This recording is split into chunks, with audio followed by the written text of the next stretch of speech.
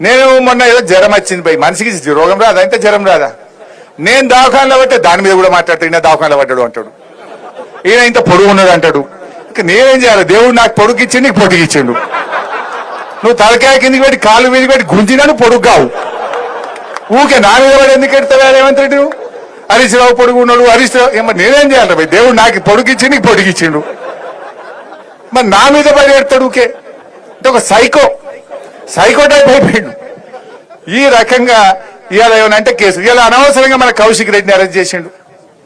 ఆ అరెస్ట్ కూడా ఎట్లా చూసి ఇవాళ శనివారం రేపు ఆదివారం కోర్టు ఉండదు. ఇప్పటికీ 10 సార్లు తిట్టింది కోర్టు.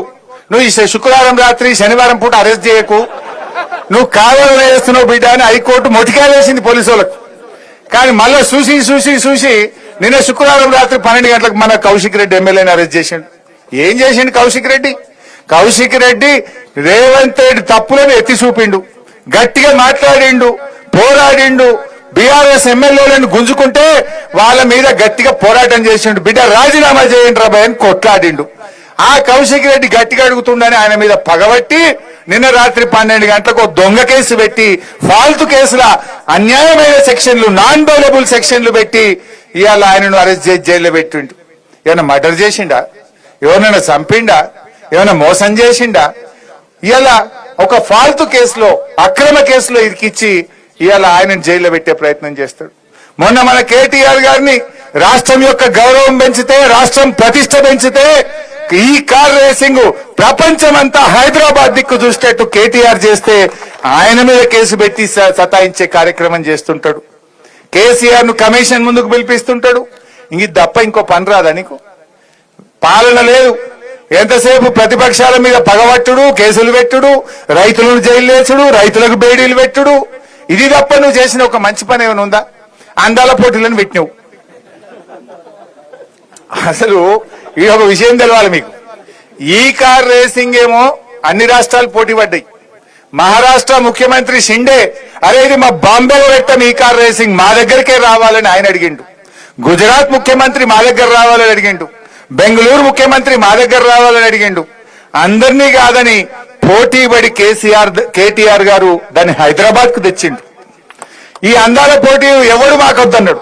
ఇది మేం చేయమంటే మేం చేయమంటే ఎవరు చేయమంటే రేవంత్ రెడ్డి దిక్కైండు. దాన్ని తెచ్చి నేనేమో ఉద్ధరిస్తా అంటే మొత్తం ఇజ్జత్మానం పోయింది రాష్ట్రంది. ఏమైందో మీకు తెలుసు కదా. దాని ఏదో దాచిపెట్టుండు. దాని మీద 3 మహిళా పోలీస్ అధికారులతో కమిటీ చేసిండ్రు. సీసీ ఫుటేజ్ అంతా ఎత్తికిండ్రు.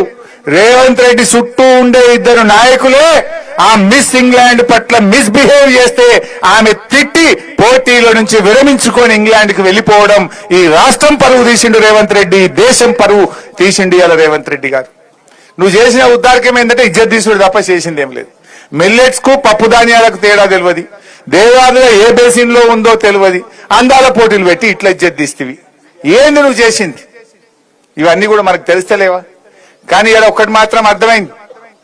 నిన్న మొన్న ఈ రాష్ట్రంలో ఏ సర్వేలు చూసినా కూడా అందరూ మళ్ళా కేసీఆర్ రావాలి, గాయననే మంచిగా ఉన్నాడు అనేటువంటి మాట వచ్చింది.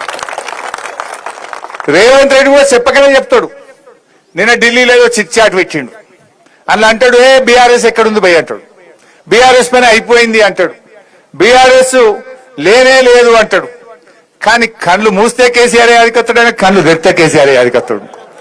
అసలు రేవంత్ రెడ్డి మైకి ముంగ నిలబడితే కేసీఆర్ ముచ్చట తీయకుండా ఉపన్యాసం ఉంటుందా? బీఆర్ఎస్ లో దలవకుండా ఆయన మాట మాట్లాడతాడా? మరి అయిపోయిందంటే ఎందుకు ఊకెదలుతున్నాను? ఎందుకు నీకు అంత భయం పట్టుకున్నది?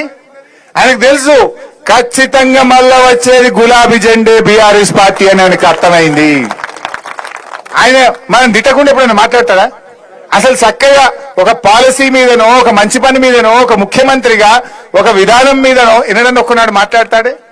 తిట్టుడు తప్ప కేసీఆర్ ను దలవకుండా ఆయన ఎప్పుడన్నా మాట్లాడతాడా అని నేను అడుగుతా ఉన్నా. ఆయన మనకు అర్థమైపోయింది. మనకు ఎవరో చెప్పాల్సిన అవసరం లేదు.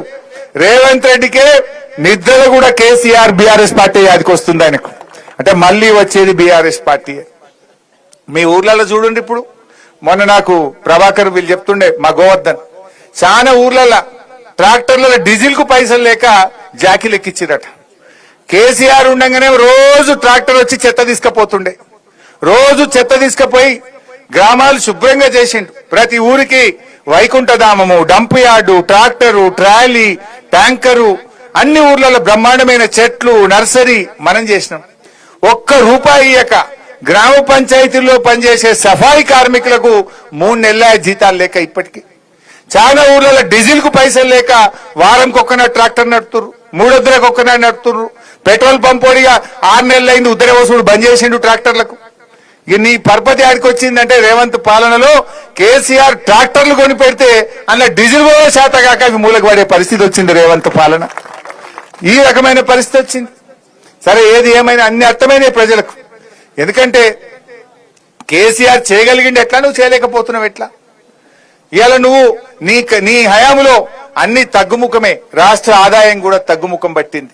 నీకు పాలన చేయరాక పరిస్థితి ఏర్పడ్డటువంటి పరిస్థితి ఉంది. బట్ ఏది ఏమైనా ఈ రైతు సోదరులారా మీరు గట్టిగా ఉండండి. అవసరమైతే సంగారెడ్డి కలెక్టరేట్ ముట్టడి పెడదాం, అవసరమైతే మన ORR ను దిగ్బంధం చేద్దాం.